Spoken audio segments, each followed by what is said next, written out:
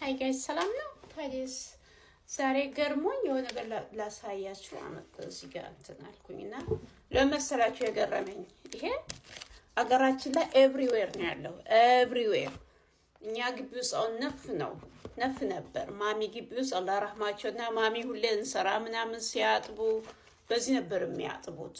ይሄ ግዛዋ የሚባለው ነገር ግዛዋ ኦር ግራዋ አሮን ነው።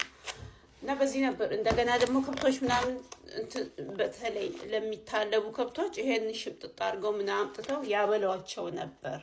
ምክንያቱም ሞር ወተት ይሰጣሉ ምናምን ብለውና አሁን ዛሬ ከአማዞን ላይ ላስት ታይም $25 ነው ያዘዝኩኝ።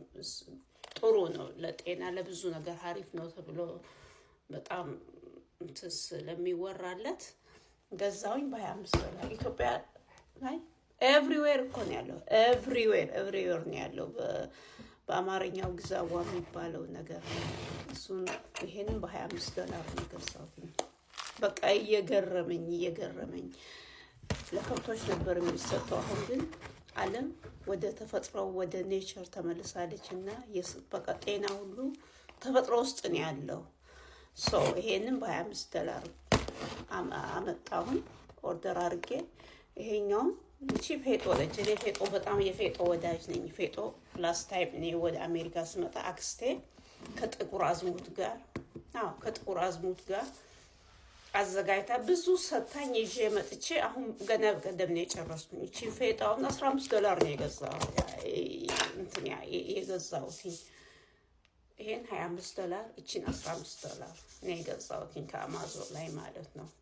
ይሄውን ፌጦ ኢትዮጵያ ላይ እያለ እኛ ግቢ ውስጥ ከጤፍ ጋር ነው የሚበቅለውና አላራህማቸውና ማሚ እየሸመጠጡ ያጠጡናል ምናምን። ያ ታምነን አናውቅም። አልሐምዱሊላህ በልጅ ካደኩኝ በኋላ ታምነን አናውቅም። ማሚ በጣም ጎበዝ ነበሩ። በጣም ጎበዝ እናት ነበሩና በቃ ይሄን በጣም ነው የሚያጠጡና ፌጦ እንትኑ በአመት በዓል ጊዜም እንደገና ደግሞ በማንኛውም ጊዜ ከጤፍ ጋር ስለሚበቅል ብዙ ሽምጥጥ አድርገው ቅጠሉንም ፍሬውንም ምናምን ያበሉን ነበርና በጣም የፌጦ ወዳጅ ነኝ። ለማንኛውም አሁን ኢትዮጵያ ላይ አሁን ሁሉ ነገር አገር በቀል እነ እንስላሌ እነ ምናምን አለ። አሁን እነ ኮሰረት በጣም ለሰው ልጅ ጤና በጣም ከብዙ በሽታ በጣም ፕሮቴክት የሚያደርጉ ከአላህ በታች ከፈጣሪ በታች ማለት ነው።